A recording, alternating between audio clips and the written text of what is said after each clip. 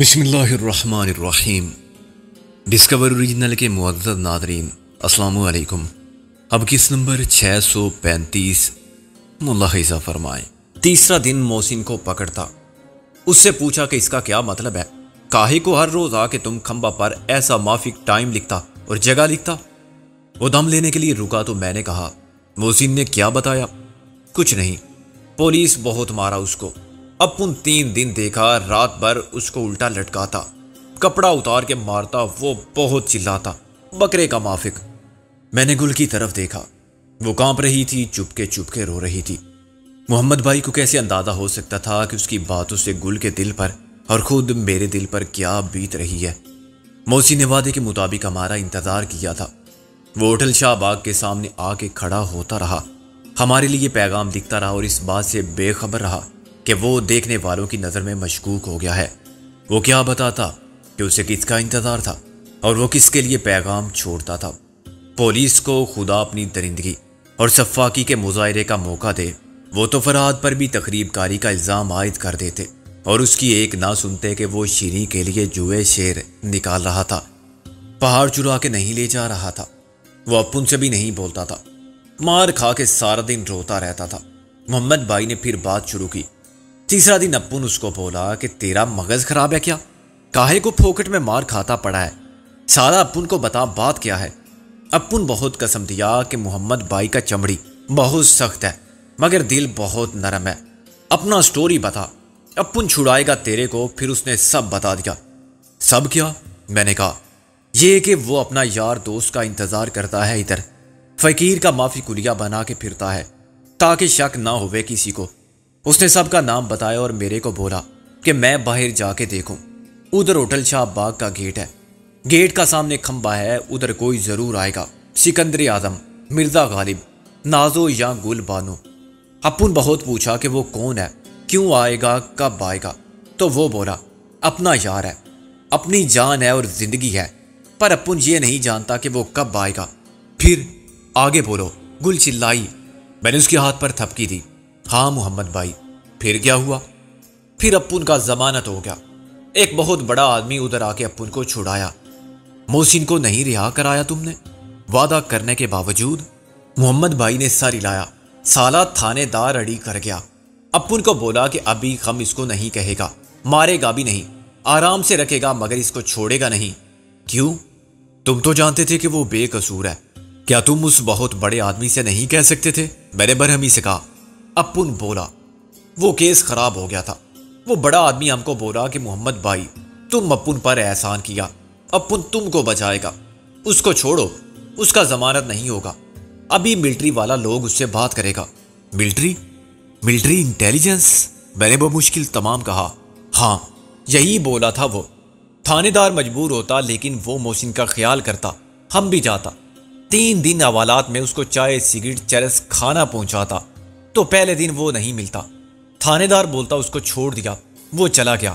محمد بھائی نے کہا وہ تمہیں نہیں ملا؟ میں نے کہا نہیں۔ محمد بھائی نے مختصراً کہا تم نے معلوم بھی نہیں کیا؟ اپن کس سے معلوم کرتا؟ تھانے دار بولا کون سالہ کدھر جاتا ہے ادھر سے نکل کے، اپن کیا ان کا رجسٹر میں لکھتا ہے؟ وہ بھی ٹھیک بولا سکندر بادشاہ، لیکن وہ سوچ میں پڑ گیا۔ لیکن کیا؟ اپن کو ایسا موافق لگتا کہ تھانے دار جھوٹ بولتا پڑا تھا۔ کیا مطلب؟ اسے معلوم تھا کہ محسن کہاں ہے مگر اس نے تمہیں نہیں بتایا۔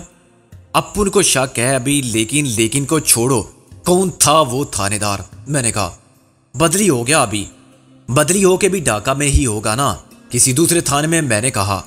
اس نے نفی میں سر ہلایا۔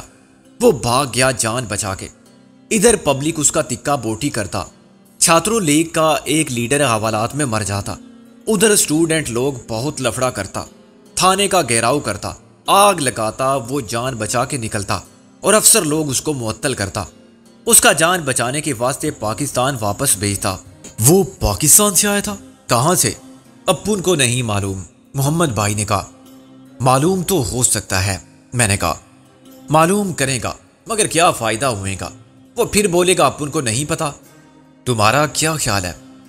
اپن لوگ کا کچھ خیال نہیں، اپن تو بس ادھر گھومتا پڑا تھا کہ اس چھوکری کو دیکھا، یہ کھمبا پر سے پوسٹر پھاڑتا تھا اور پھر تم آ گیا، تم بولا کہ یہ کھمبا پر کسی کا پیغام دیکھتا پڑا ہے۔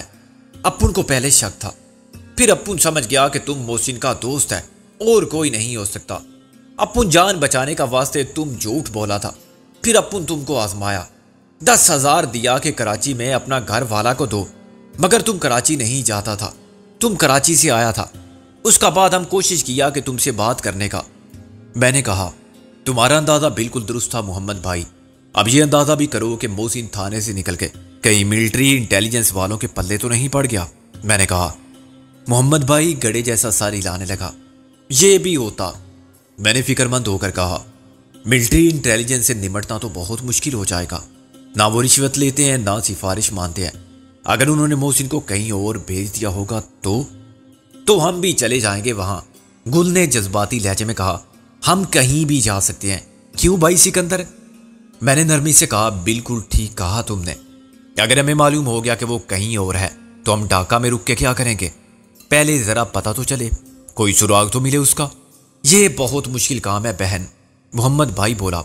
میں نے کہا محمد بھائی مجھے معلوم ہوا ہے کہ تم نے ایک استانی کو اغوا ہونے سے بچایا تھا، اور جس کی وہ ہونے والی بہو تھی وہ بہت بڑا آدمی ہے، اس نے اپنی گواہی سے تمہیں صاف بچا لیا۔ وہ بہت اثر و رسوخ رکھتا ہے، اس کے کہنے سے 2 معتبر گواہ اور مل گئے جو خود بھی بڑے آدمی تھے۔ یہ بہت بڑا آدمی کون ہے؟ محمد بھائی کے چہرے پر تذبذب اور حیرانی کے آثار نظر آنے لگے۔ اپن اس کا نام نہیں بتائے گا۔ میں نے کہا وہ استانی کون تھی؟ اس نے پھر نفی میں ساری لایا، نہیں بولے گا۔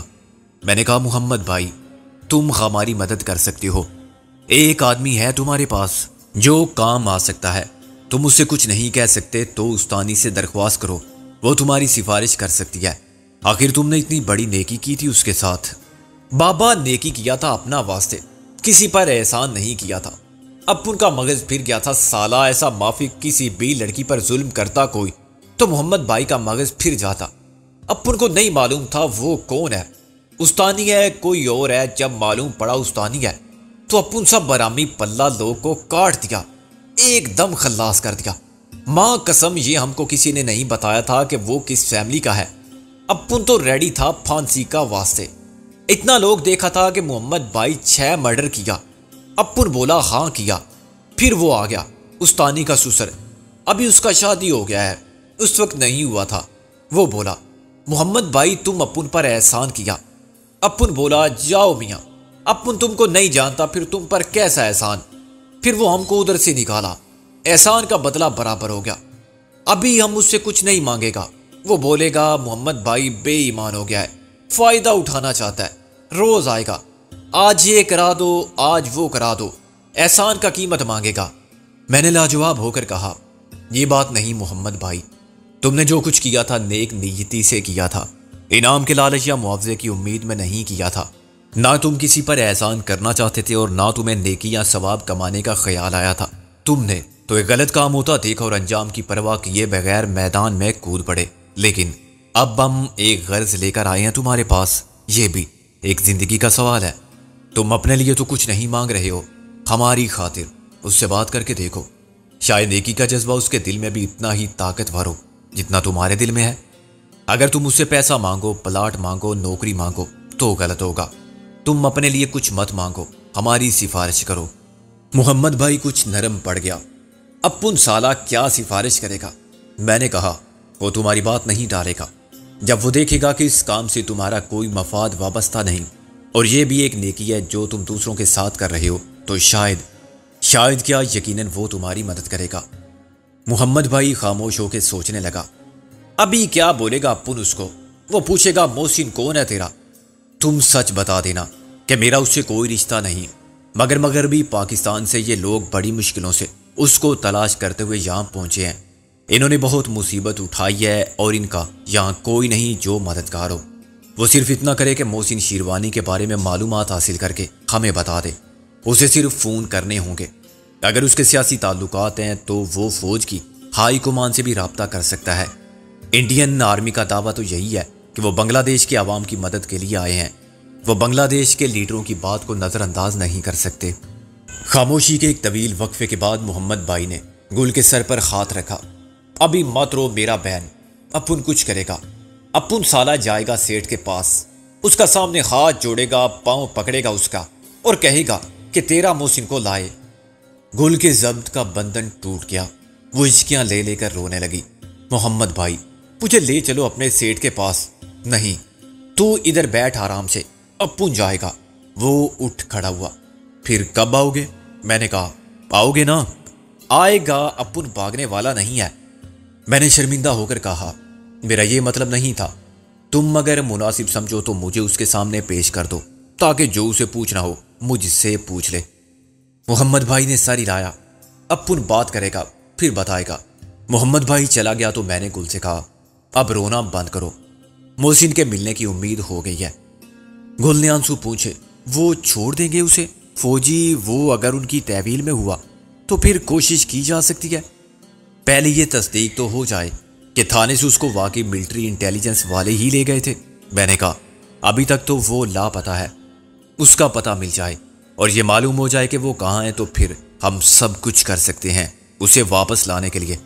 سفارش نہ چلی تو رشوت چلائیں گے، جو کچھ ہمارے پاس ہے وہ سب دے دیں گے، وہ کم پڑے گا تو چوری کر کے ڈاکہ ڈال کے کمی پوری کریں گے، اور کوئی تدبیر کارگر نہ ہوئی تو ہم سر دھڑ کی بازی لگا دیں گے، ہم جان پر کھیل کر اسے نکالیں گے، ہم اسے ساتھ لے کر ہی واپس جائیں گے، ورنہ یہی ماریں گے اور مر جائیں گے۔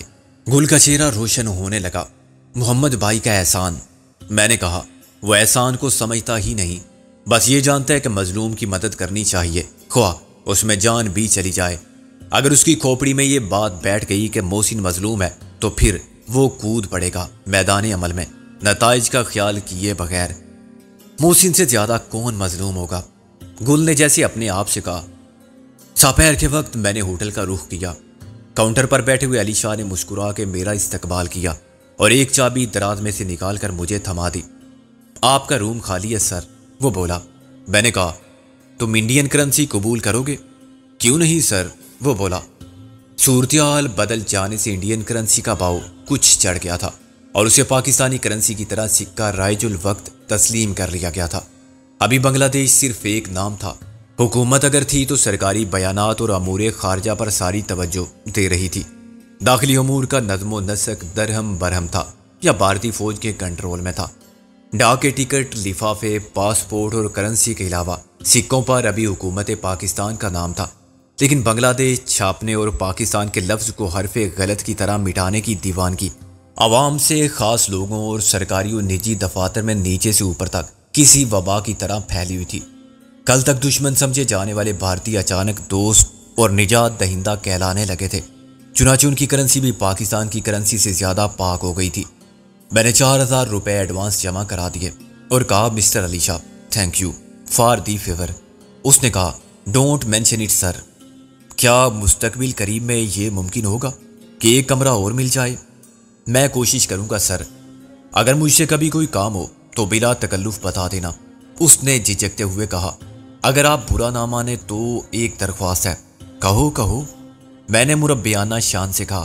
وہ مجھے یہ نوکری بالکل پسند نہیں، میں باہر جانا چاہتا ہوں، پاسپورٹ بھی ہے میرے پاس، آپ فارن افیئرز میں ہیں، اگر کبھی کوئی موقع ملے۔ میں بات کر کے پھنس گیا تھا مگر میں نے اسے متانت سے کہا کہاں جانا پسند کرو گے تم؟ ملک بتاؤ، امریکہ، کینیڈا، برطانیہ یا مڈل ایسٹ؟ اس کا چہرہ کھل اٹھا۔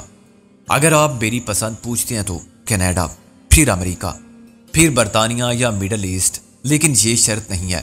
ٹھیک ہے، میں خیال رکھوں گا واپس جانے کے بعد، میں نے کہا اور چابی لے کر اوپر چلا گیا۔ یہ فرسٹ فلور پر وی آئی پی روم تھا اور ہر اعتبار سے بہترین تھا، مگر اس میں ہم سب اکٹھے نہیں رہ سکتے تھے۔ حفاظت کے نقطۂ نظر سے 2 افراد کا یہاں منتقل ہو جانا فائدہ مند ثابت ہو سکتا تھا۔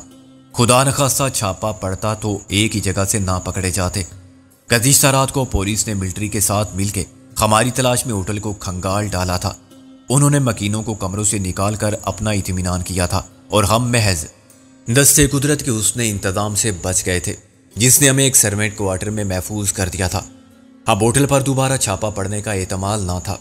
اگر مخبری ہو جاتی تو سروینٹ کوارٹرز اور دوسرے مقامات کا محاصرہ ممکن تھا۔ میں نے فیصلہ کیا کہ غالب اور نازو کے واپس آتے ہی ہم اس کمرے میں شفٹ ہو جائیں گے۔ میں اور گل تو بے خوف و خطر اس وی آئی پی روم میں ٹھہر سکتے تھے۔ غالب اور نازو کو ہم چھپا کے رکھ سکتے تھے، اس طرح کہ انتظامیہ کو پتہ نہ چلے۔ میں لوٹ کر سروینٹ کوارٹر میں گیا تو میرا بھوک کے مارے برا حال تھا۔ مجھے غالب اور نازو پر تاؤ آ رہا تھا، جو کچھ بتائے بغیر غائب ہو گئے تھے اور ابھی تک لوٹ کر نہیں آئے تھے۔ یقین کے ساتھ کچھ بھی کہنا مشکل تھا کہ وہ محسن کی تلاش میں کسی سوراخ کے پیچھے نکل کھڑے ہوئے ہیں یا اپنے رومانٹک موڈ میں تلاش کے بہانے مٹر گشت کر رہے ہیں۔ انہیں کمرے میں موجود پا کر میرا غصہ ختم ہو گیا۔ میرے کچھ پوچھنے سے پہلے غالب نے سوال کر دیا، ڈائننگ ہال سے آ رہے ہو؟ مجھے تمہارے وجود سے قورمے پلاؤ کی خوشبو محسوس ہوتی ہے۔ میں نے کہا، یہ دیوانگی کی اولین علامات ہیں، دوسرے مرحلے میں تم کو ہر طرف پلاؤ قورمہ نظر بھی آئے گا۔ نازو نے کہا، آخری مرحلے میں تم ہر چیز کو پلاؤ قورمہ سمجھ کے منہ مارو گے، مثلاً تمہیں۔ غالب بولا، حالانکہ تم گھر کی مرغی ہو۔ یہ بتاؤ تم کہاں منہ اٹھا کے چلے گئے تھے؟ میں نے کہا۔ غالب نے نازو کی طرف دیکھا، میں سچ نہیں بول سکتا۔ کیوں نہیں بول سکتے؟ بول کہ لب آزاد ہیں تیرے، میری جان کو خطرہ لاحق ہے۔ غالب نے آہ بھری، میں مجبور ہوں دوست۔ نازو نے چڑ کے کہا، میں نے روکا ہے تمہیں، بتا دو جو بتانا ہے، میں خود بتا دیتی ہوں۔ وہ دراصل خم محسن کے پیچھے لگ گئے تھے۔ غالب نے کھی کھی کر کے ہنسنا شروع کیا، یہ تو عنوان ہے خاتون کے حماقت نامے کا۔ ہم ادھر ادھر کے لوگوں سے پوچھ رہے تھے کہ ان میں سے کسی نے محسن کو یہاں منڈلاتے تو نہیں دیکھا تھا۔ میں نے کہا، کیا تم براہ راست نام لے کر پوچھتے پھر رہے تھے؟ غالب نے کہا، یار اب ویسا بھی نہیں کہ ہم نے دل کے ساتھ عقل کو بھی گروی رکھ دیا ہے۔ میں بہت ہوشیاری، چالاکی، معاملہ فہمی، عقل مندی اور رازداری وغیرہ کے ساتھ بالکل سیکرٹ ایجنٹ اشاریہ 007 کی طرح تفتیش کر رہا تھا۔ میں نے ایک فقیر کے پاس بیٹھ کے ₹100 نظر کیا، اس سے پوچھا کہ میری شادی کب ہوگی اور بچے کتنے ہوں گے۔ اچھا، کیا بتایا اس نے؟ اس نے بڑا حوصلہ شکن اور مایوس کن جواب دیا۔ غالب نے منہ لٹکا کے کہا۔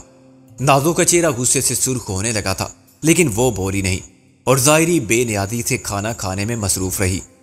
فقیر نے واضح ہو کہ وہ بہت پہنچا ہوا درویش تھا۔ اس نے کہا کہ بچہ بھاگ جا، ابھی وقت ہے، تو چوہے دان کی طرف بڑھ رہا ہے، مارا جائے گا، قیدے با مشقت کاٹے گا، ساری عمر ایک بلا تیرے پیچھے پڑ گئی ہے۔ تعویذ کیوں نہیں لے لیا اس بلا سے جان چھڑانے کا؟ نازو نے بگڑ کے کہا۔ افسوس، اس بلا پر کوئی تعویذ، جادو ٹونا، سفری عمل کچھ بھی کارگر نہیں ہوتا۔ غالبہ بھر کے بولا۔ گل مسکرانے لگی۔ اور دوسرے سوال کا جواب کیا ملا؟ دوسرا سوال، اچھا، انہوں نے کہا تیرے بچے نہیں ہوں گے، ہو ہی نہیں سکتے، خواہ تو ایک نہیں 4 شادیاں کر لے۔ غالب نے رونی شکل بنا کے کہا، کوئی کچھ نہیں کر سکتا۔ یار ایسی کیا بات ہے؟ میں نے کہا، وہ فقیر بکتا ہے۔ نہیں، اس نے ٹھیک کہا، بچے میری بیوی کے ہوں گے۔ غالب بولا۔ اس نے اتنی مظلومیت کے ساتھ یہ بات کی کہ میرے ساتھ گل کو ہی نہیں، نازو کو بھی ہنسی آ گئی۔ بڑے بے شرم ہو۔ میں نے کہا، کھانا جاری رکھو اور باقی بات بھی بتا دو۔ غالب نے کہا، فقیر سے میں نے ₹100 فی سوال کا سودا کر لیا۔ پہلے 10 سوالات تو ایسے ہی تھے، بے شرمی کے، پھر میں نے کانٹا بدلا اور اسے دوسری پٹری پر لے آیا۔ اس سے پوچھا کہ یہاں کوئی مجنون، دیوانہ یا مجذوب قسم کا مشکوک بندہ تو نہیں دیکھا جو ہر وقت اس کھمبے کے آس پاس نظر آتا ہو۔ اس نے نفی میں سر ہلایا اور بڑے یقین سے کہا کہ وہ آج کل پارٹ ٹائم مخبر بھی ہے پولیس کا۔ اسے مشکوک افراد پر نظر رکھنے کی خدمت کے بدلے چرس بری سگریٹ بیچنے کا اجازت نامہ حاصل ہے۔ میں نے چونک کر کہا، چرس والی سگریٹ؟ غالب نے قمیض کی جیب میں ہاتھ ڈالا۔ یہ لو، شوق فرماؤ، لگے دم مٹے غم، یہ تحفہ درویش ہے، ₹1 کے رعایتی نرخ پر۔ نازو نے سگریٹ چھیننے کی کوشش کی۔ یہ کیا حرکت ہے؟ میں نے کہا، ٹھہرو، اسے سنبھال کے رکھو، عین ممکن ہے اس سے کوئی سراغ ملے۔ پہلے تم اپنی بات ختم کرو، پھر میں بتاتا ہوں۔ بس اور تو کسی نے کچھ نہیں بتایا۔ ایک جوتشی نجومی قسم کا خبتی شخص بھی بیٹھا تھا، اس سے بھی میں نے وہی سوال پوچھے تھے۔ وہ پتہ نہیں کیوں جلا بھونا بیٹھا تھا۔ کہنے لگا 4 شادیاں ہوں گی تیری، ہر ایک سے 13 بچے ہوں گے، 13 کا عدد منحوس ہے۔ شادی کے 13 سال بعد 13 تاریخ کو تجھے 13 نمبر کے چھتر سے مار پڑے گی۔ میں نے کہا، انشاءاللہ، یعنی اگر اللہ نے چاہا، ورنہ مدعی لاکھ برا چاہے تو کیا ہوتا ہے۔ پھر اس سے میں نے ₹13 فی سوال کا سودا کیا۔ وہ بہت خوش ہوا۔ میں نے 13 سوال پوچھے، وہی کہ اس نے آس پاس کسی کو دیکھا تو نہیں اس سلیے میں، ایسی حالت میں۔ اب کرنا خدا کا دیکھو کہ وہ بھی پولیس کا مخبر نکلا۔ یوں لگتا ہے کہ آس پاس جتنے لوگ بھی نظر آتے ہیں ان کی خدمات مستعار لے لی گئی ہیں آتے جاتے لوگوں پر نظر رکھنے کے لیے۔ میں نے کہا اسے بھی چرس والی سگریٹ بیچنے کا اجازت نامہ ملا ہوا تھا؟ نہیں، اس کا ذرا اونچا دھندا تھا۔ مجھ سے پوچھنے لگا آنکھ مار کے، حالانکہ ایک آنکھ پہلے ہی ماری جا چکی تھی اس کی، کہ مال چاہیے؟ میں نے کہا کیوں نہیں، اور اس کا مال لے کر بھاگ گیا۔ ایک پیسہ نہیں دیا، وہ شور مچاتا رہ گیا۔ لیکن عین اسی وقت خاتون نے بدحواسی کے عالم میں مجھے بتایا کہ وہ جا رہا ہے محسن، اور بس میری بھی مت ماری گئی۔ جادو یا نظر بندی اسی کو کہتے ہیں۔ مجھے بھی لگا کہ وہ محسن ہی ہے۔ وہ رکشہ میں بیٹھ رہا تھا، ہم بھی رکشہ لے کر اس کے پیچھے لپکے۔ رکشہ والے سے کہا کہ بس آگے والے رکشہ کو اوجل مت ہونے دینا، 100 روپے ملیں گے۔ وہ تو فرشتے اجل کی طرح پیچھے لگ گیا۔ ایک سائیکل والے کو سائیڈ بھی ماری، وہ سائیکل سمیت روڈ سائیڈ ہیئر ڈریسنگ سیلون میں گھس گیا، جہاں ایک شخص کو سرے عام مونڈا جا رہا تھا۔ دوسری جگہ اس نے ایک رکشہ سے ریس لگائی، ہماری جان ہتھیلی پر رکھے، اور آ رہا نہ جانے کتنے لوگ بال بال بچے اور گالیاں بکتے رہ گئے۔ آخر کار محسن ایک بلڈنگ میں گھس گیا۔ ہم بھی 100 کا نوٹ پھینک کر دوڑے۔ وہ 5ویں منزل پر ایک دروازے کے پیچھے غائب ہو رہا تھا کہ ہم بھی سیڑھیاں چڑھتے خامتے ہوئے پہنچ گئے۔ ہنسے ہنسے میری آنکھوں میں آنسو آ گئے تھے، اور پھر پتا چلا کہ وہ محسن نہیں تھا۔ نہیں، یہی تو کلائی میکس ہے، وہ محسن تھا، گالی بولا۔ میری ہنسی ایک دم رک گئی۔ محسن تھا؟ تم مذاق کر رہے ہو؟ خدا کی قسم وہ محسن تھا۔ پھر اب کہاں ہے وہ؟ تمہارے ساتھ کیوں نہیں آیا؟ گل نے بے قراری سے کہا۔ وہ محسن شیروانی نہیں تھا، محسن میاں تھے، گالی بولا۔ حد ہو گئی۔ میں نے دروازہ بجایا تو اس نے کہا کہ کیا بات ہے؟ میں نے پریشان ہو کر کہا محسن سے ملنے آئے تھے۔ اس نے کہا ہم محسن میاں ہیں، پیسہ لایا ہے تم تو اندر آ جاؤ۔ اب اسے پتہ نہیں کس کا انتظار تھا۔ میں نے تو کہا کہ پیسہ لانا تو ہم بھول گئے، اور اس نے گالی دے کر دروازہ بند کر دیا کہ پھر دفع ہو جاؤ۔ ہم الٹے قدم لوٹ آئے۔ خیر ایک محسن تو ملا ہمیں۔ تم نے کیا تیر مارا؟ میں نے کہا ہم نے تقریباً نشانے پر تیر مارا۔ میں نے ایڈی اور پھر محمد بھائی سے ملاقات کا تفصیلی حال بتا دیا۔ غالب اور نازو دم بخود بیٹھے رہے۔ اسی دوران میں اشوک آیا اور کھانے کے برتن سمیٹ کر لے گیا۔ میں نے اسے کافی لانے کو کہا۔ غالب بولا تم نے محمد بھائی سے پوچھا کہ وہ رہتا کہاں ہے؟ میں نے کہا نہیں، ایسے لوگوں کا کیا پتہ ٹھکانا، اگر ہم کو ملنا ہو تو ہم کہاں جائیں گے؟ وہ خود آئے گا، میں نے کہا۔ اس نے کہا تھا یار وہ نہ آیا پھر؟ غالب نے بنا کے کہا۔ میں نے کہا وہ ہسٹری شیٹر ہے، اے ڈی سے معلوم ہو جائے گا، بہت ہوں گے اس کے جاننے والے۔ اب میں اور گل شفٹ ہوتے ہیں اپنے کمرے میں، تم فی الحال یہیں ٹھہرو، رات کو ملاقاتی بن کے آ جانا۔ ہوٹل والوں کو معلوم ہو جائے گا۔ کیسے معلوم ہو جائے گا؟ ہم کسی کو اندر داخل نہیں ہونے دیں گے۔ اگر روم سروس سے کچھ منگوائیں گے تو دروازے پر ہی لے لیں گے، ڈو ناٹ ڈسٹرب کا بورڈ لگا دیں گے۔ پھر بھی صفائی کرنے والے تو آتے ہیں، اور ایسے کب تک چھپ کے رہیں گے ہم؟ کیا باہر نہیں نکلیں گے؟ میں نے کہا باہر جانا منع نہیں ہے، ہم الگ الگ جائیں گے یا ایک ساتھ۔ میں نے دوسرے کمرے کی بات کی ہے، امید ہے ہو جائے گا۔ ابھی ہم کافی ہی پی رہے تھے کہ محمد بھائی پھر نمودار ہو گیا۔ وہ خاصا مضطرب نظر آ رہا تھا اور بیٹھنے پر آمادہ نہ تھا۔ اپن یہ بتانے کو آیا ہے کہ وہ رات کو ملے گا۔ کون ملے گا؟ میں نے کہا عبدالستار چودھری۔ اپن بات کیا تھا استانی سے۔ محمد بھائی نے کہا اچھا میں سمجھ گیا، یہ تو بڑی اچھی بات ہے۔ میں نے کہا اپن ایک بات بولے گا، تم مجبور کیا تو اپن مجبور ہو گیا۔ محمد بھائی ایک دم زبان کا پکا ہے، پر دوسرے کے دل میں کیا ہے یہ اوپر والا ہی جانتا ہے۔ ایسا ویسا کوئی بات ہوئے گا تو اپن کو مت بولنا کہ محمد بھائی دغا کیا۔ کیا؟ میں نے کہا کیا مطلب؟ تم سمجھتے ہو اس میں دھوکہ بھی ہو سکتا ہے؟ بابا یہ بڑا لوگ پالیٹکس کھیلتا ہے، ایک دم اوپر والا پالیٹکس اپن نہیں جانتا، صاف بات بولتا تم کو، اس میں رسک ہے تمہارا ہے۔ اپن کو چودھری بولا محمد بھائی تمہارا فرینڈ ہمارا فرینڈ، اس کو لاؤ، ہم اس سے بات کرے گا، اس کا مدد کرے گا۔ تم سمجھتے ہو اس سے ملنے میں خطرہ ہے؟ میں نے کہا کیا وہ بہت بڑا آدمی جو تمہارا احسان مند ہے تم سے بھی دھوکہ کر سکتا ہے؟ اپن کو امید تو نہیں، پر سالہ پالیٹکس میں سب چلتا ہے۔ کیا چودھری بھی پاکستان دشمن عناصر کا ساتھی ہے؟ غالب نے پوچھا۔ ساتھی؟ وہ لیڈر ہے یار، مجیب کا خاص آدمی تو نہیں، لیکن اوپر والا لیڈر ہے، سب جانتا ہے وہ ضرور وزیر بنے گا، اس کا سیٹ پر اور کوئی نہیں آ سکتا۔ محمد بھائی بولا، کیوں نہیں آ سکتا؟ اگر عوامی لیگ کسی کو نامزد کر دے گی۔ محمد بھائی مسکرایا، بابا یہ لیگ ولیگ ان کو کیا فرق پڑتا ہے؟ ابھی کل یہ مسلم لیگ میں تھا، آج عوامی لیگ میں ہوگا، پھر کل کہیں اور ہوئے گا۔ جو بھی طاقت میں ہوگا یہ اس کا ساتھی اور یہ اس کا طاقت۔ پبلک تو اپنا مافک تماشا دیکھتا ہے کیا؟ میں نے کہا میں سمجھ گیا، لیکن ایسا آدمی تو واقعی ناقابل اعتبار ہے۔ اگر اسے معلوم ہو گیا کہ ہم بنگلہ دیش کی مخالفت کرنے والوں کے ساتھی تھے تو وہ کہیں ہمیں پکڑوا نہ دے۔ اپن بولا نہ، چودھری ہم سے وعدہ کیا، لیکن اس کا نیت اندر سے خراب ہوئے تو کیا پتا۔ خیر وہ بھی جانتا ہے کہ محمد بھائی کو دھوکہ دے کر کوئی سالہ بہت دن زندہ نہیں رہا۔ وہ اپنا لائف کم کرے گا اور سارا وائف کو بیوہ کرے گا کیا؟ نازو نے کہا، کتنی بیویاں پال رکھی ہیں چودھری نے؟ غالب بولا، تم تو ایسے پوچھ رہی ہو جیسے بھیڑ بکریاں پالنے کی بات ہے۔ یہ لوگ اور کیا سمجھتے ہیں پرائی بہو بیٹیوں کو؟ بھیڑ بکریاں جب چاہا خرید لائے، خانک لائے، ایک گھر کے باڑے میں بند کر دیا، چارہ ڈال دیا اور دل سے اتر گئی تو قصابوں کو بیچ دیا۔ ابھی تم ٹھیک بولا، یہ چودھری آرامی ایسا مافک کرتا، ایک کو نکال دیتا، ایک کو لے آتا، سٹاک میں 4 ہی رکھتا ہے، اس کا چمچہ لوگ چن کے چھوکری لاتا ہے اور وہ شادی بنا کے گھر میں رکھتا ہے، سال 2 سال پرانا والا مال نکال دیتا ہے۔ اب پن جانتا ہے اس کا عورت کدھر جاتا۔ محمد بھائی نے غصے میں کہا، کدھر جاتی ہے وہ بد نصیب؟ ایک ہی جگہ ہوتا ہے اس کا، قبر یا بازار، خریدار سے ایکسپورٹ کر دیتا، شور کرے تو اس کا پتہ بھی نہیں چلتا، وہ بول دیتا ہے کہ طلاق دیا، اسے گھر بیچ دیا، اور گھر والے کچھ نہیں کہتے، وہ شور نہیں کرتے۔ غریب لوگ شور کرتا ہے تو اپنا کھانا خراب کرتا ہے، پولیس اس کو پکڑتا ہے کہ سالہ آرامی تو انسان فروش ہے، اپنا چھوکری کو خود بیچا۔ خیر چھوڑو یہ بات، اپن رات کو آئے گا۔ میں نے کہا رات کو کس وقت؟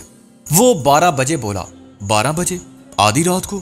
میں نے تشویش سے کہا، اس سے پہلے ملنے میں کیا ہے؟ ٹائم نہیں ہے اس کے پاس۔ اس کا سیکرٹری بولا کہ محمد بھائی کا لانا۔ اپن شور کیا تم سالہ اپنا ٹانگ اڑاتا ہے۔